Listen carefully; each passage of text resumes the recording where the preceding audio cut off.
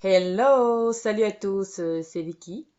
Aujourd'hui, on va aborder un sujet sensible, mais crucial pour comprendre la réalité des couples immigrants africains en Occident. Pourquoi tant de divorces parmi ceux qui ont quitté leur terre d'origine pour chercher une vie meilleure? Dans cette vidéo, je vais te dévoiler les quatre principales causes de divorce chez les immigrants africains.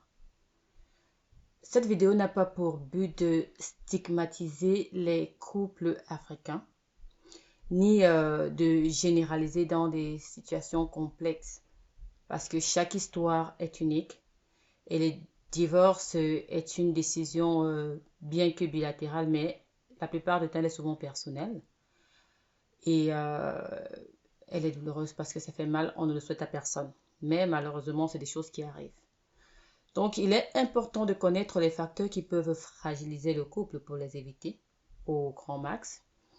Aux couples africains et immigrants, bon, c'est vrai que les non-immigrants sont souvent concernés, mais plus les immigrants, afin de mieux les prévenir et de renforcer la relation. Donc, que tu sois concerné ou simplement curieux, reste bien jusqu'à la fin parce que tu vas repartir avec des clés pour construire un amour solide et durable avec ta ou ton bien-aimé. Et ce, malgré les défis de l'immigration. Mais ce sera après le générique.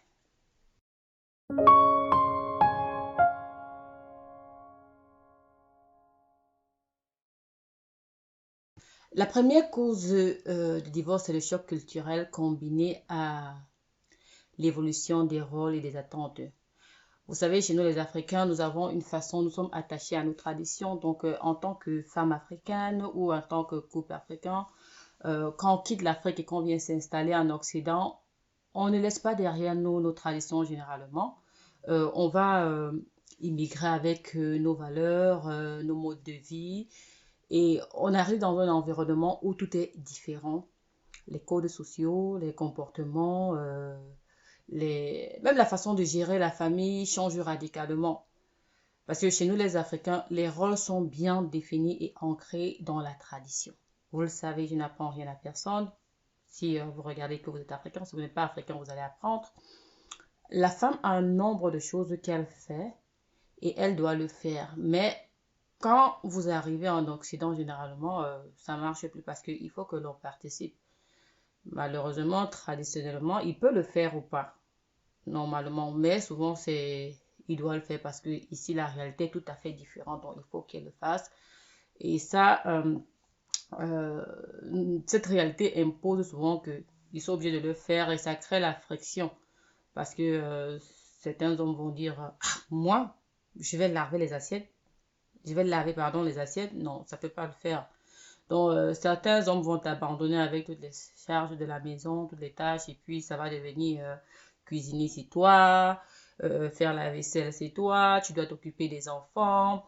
Et le gars, il n'a même pas pitié, il te laisse comme ça, et puis après un moment tu fais, et puis tu fais un jour, tu ne tiens plus, tu craques. Et lorsque tu as craqué, souvent ça commence à dégénérer avec beaucoup d'autres choses qu'il y aura à côté. En Occident, l'égalité et l'individualisme sont souvent mis en avant et cela peut bouleverser la dynamique habituelle. Il faut que monsieur participe. Résultat, conflit sur les méthodes d'éducation, par exemple des enfants, la répartition des tâches domestiques, comme je disais, non, le fils de ma mère, je vais laver les assiettes, c'est pas possible. Si vous n'avez pas, par exemple, de lave-vaisselle. Donc, ces divergences vont créer une tension permanente où chacun attend de l'autre une adaptation qui n'est pas toujours naturelle.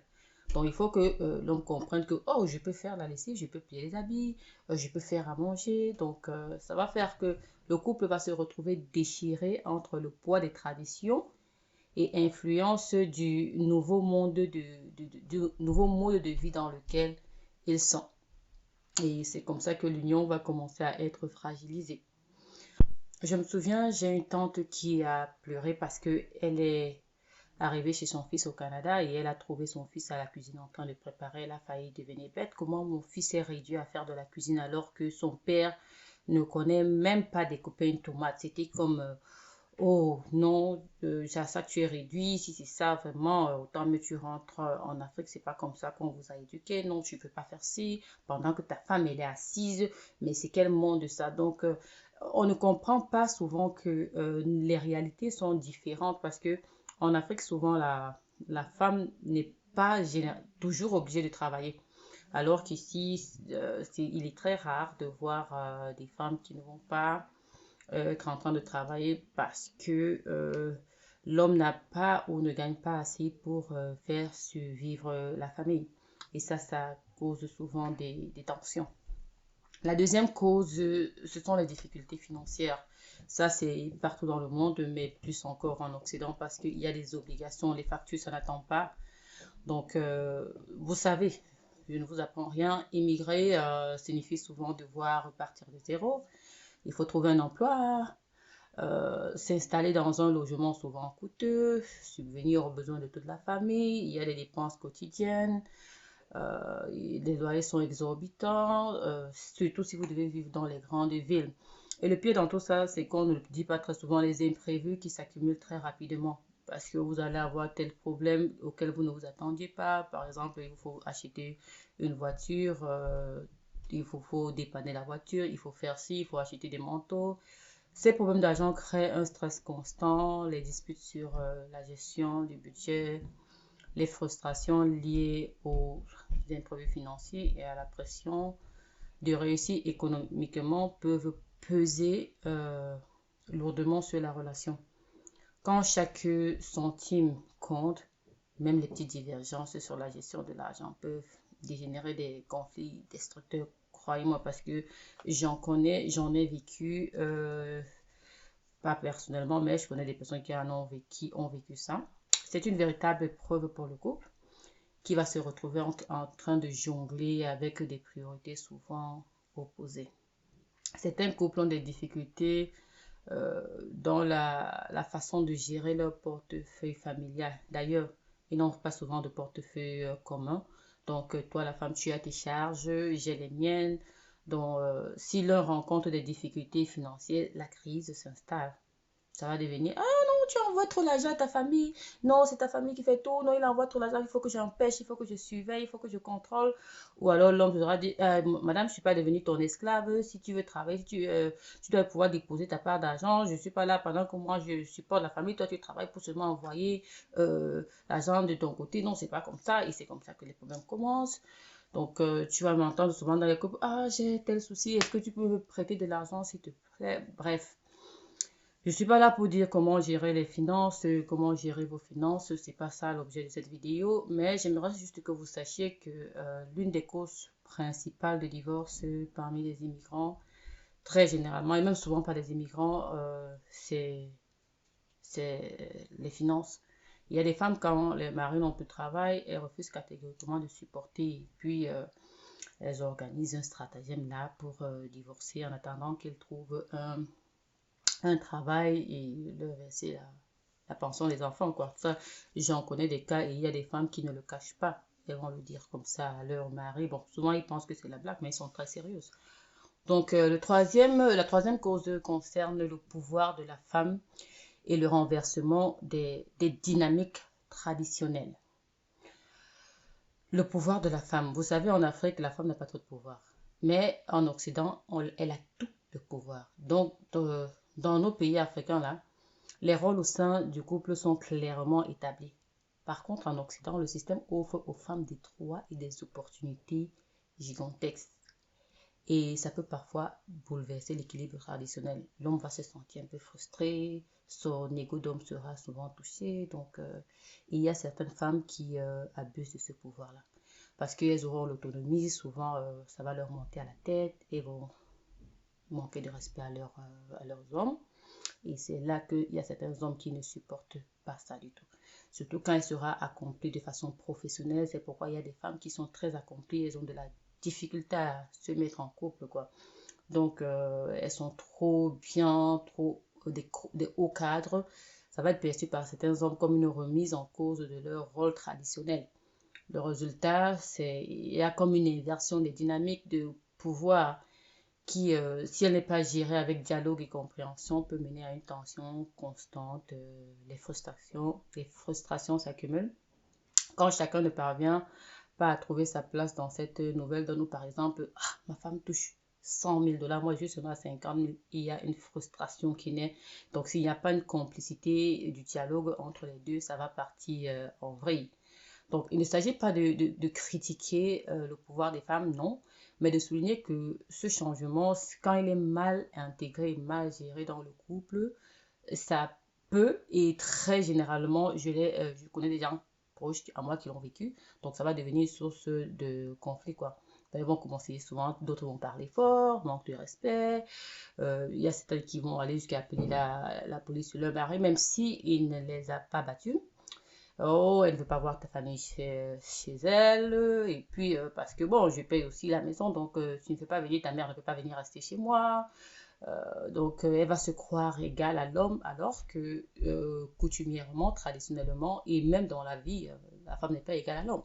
Donc, il y a vraiment certaines femmes qui abusent et veulent imposer le divorce à leur homme juste pour leur arracher un peu quelques sous, là.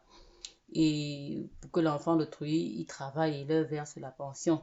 C'est pour ça qu'il y a des centaines d'hommes ils vont fuir l'Occident après un divorce pour aller refaire toute leur vie en Afrique pour éviter de payer la pension. Parce que s'ils restent ici, ce qui va se passer, c'est qu'ils vont passer toute leur vie à travailler et à verser l'argent à leur femme et à leurs petits copains. Donc, c'est pour ça qu'il y a beaucoup qui fuient, quoi. La quatrième cause de divorce, c'est les problèmes de communication, parce que tout ça va généralement créer des tensions, des frictions. Du coup, on ne se parle plus, ils gèrent juste leur business et ils ne se disent plus rien, ils n'arrivent même plus à se parler. Et du coup, dès que la communication est rompue comme ça fait que vous n'avez plus rien à vous dire, vous n'avez plus rien à faire ensemble. Donc, du coup, c'est l'infidélité, chacun va aller de son côté et puis ça va être le divorce, quoi. Donc, quand on vit dans un contexte comme ça, et c'est un enjeu, la communication est cruciale, c'est important de pouvoir toujours communiquer. Donc, le choc culturel, le stress financier, l'évolution des rôles, il n'est pas toujours évident de trouver les mots pour exprimer ses frustrations ou ses besoins parce que la femme va te dire, mais comment tu ne veux pas que je travaille? Moi, je suis une femme indépendante. Et puis l'homme va dire, donc c'est la femme là comme ça que j'ai amenée ici qui me parle comme ça. Donc parfois les couples ne parviennent pas à discuter calmement de leurs problèmes, ce qui entraîne les malentendus et des disputes répétées. Vous savez, des disputes répétées au fur et à mesure, ça comment je vais dire ça touche la relation, quoi. Donc, une communication efficace est le ciment d'une relation solide. Quand elle fait défaut, les petites contrariétés se transforment généralement en conflits majeurs et le dialogue se coupe. Petit à petit, ça s'émiette, ce que je vous l'ai dit, ça s'émiette. Cela peut créer un cercle vicieux qui, à terme, va éroder la confiance et l'amour qui unissait le couple. Et puis, il y a à côté de ça des enfants qui en souffrent, quoi. Parce que généralement, ce n'est même pas les parents le problème. Oui, vous êtes de grandes personnes, vous allez comprendre ça, mais les enfants issus d'un divorce, ils le vivent très mal et puis les études l'ont prouvé. Donc voilà, c'était les quatre raisons principales causes de divorce. Donc chez les immigrants africains et d'autres raisons, elles sont universelles.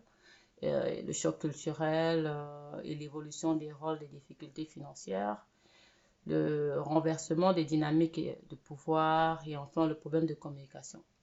Ces causes ne sont pas forcément applicables seulement aux Africains parce qu'il y a d'autres immigrants, il y a des Indiens qui vivent les mêmes choses selon ce qu'ils m'ont dit, mais et ce sont les défis auxquels font face de nombreux couples qui ont quitté leur pays d'origine pour une nouvelle vie en Occident. Quand je dis Occident, c'est pas forcément seulement le Canada, ça peut être l'Europe, ça peut être même l'Asie. Donc, j'aimerais savoir ce que vous en pensez. Avez-vous vécu ou observé des situations similaires ou pareilles? Quelles solutions pourraient, selon vous, aider à surmonter ces obstacles? Partagez vos avis et vos expériences dans les commentaires, likez et abonnez-vous pour plus de vidéos qui ouvrent sur des débats, sur des discussions qui compte vraiment. Merci de m'avoir suivi et à très bientôt pour de nouvelles discussions passionnées et bien assaisonnées. Bye bye.